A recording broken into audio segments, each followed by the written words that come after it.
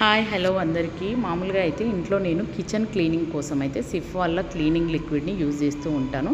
అయితే ఇప్పుడు ఇంట్లో అయిపోయింది. ఇట్లా అయిపోయినప్పుడు నేను రెడీమేడ్గా అయితే ఈ కిచెన్ క్లీనింగ్ స్ప్రేని ప్రిపేర్ చేసుకుంటూ ఉంటాను. సో ఇప్పుడు మీకు కూడా చూపిస్తాను చూడండి.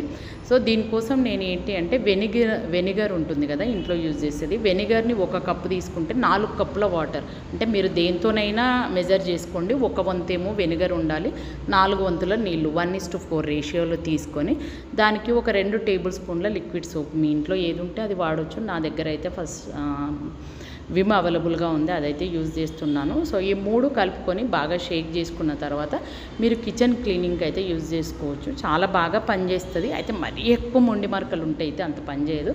కాకపోతే మైల్డ్గా లైట్గా ఉన్న వాటికైతే బాగా పనిచేస్తూ ఉంటుంది. నేను ఎక్కువగా దీన్ని దేనికి వాడతానంటే కప్బోర్డ్స్ క్లీనింగ్కి వాడుతూ ఉంటాను. ఎందుకంటే మనము బయట నుంచి తెచ్చిన క్లీనర్స్ కప్బోర్డ్స్కి వాడితే అందులో ఉండే కెమికల్స్కి అవి ఏమన్నా పాడైతాయేమో అన్నట్టుగా నేను ఇట్లా ప్రిపేర్ చేసుకున్నదైతే కబోర్డ్ క్లీనింగ్కి, తర్వాత డైనింగ్ టేబుల్కి, బ్రేక్ఫాస్ట్ కౌంటర్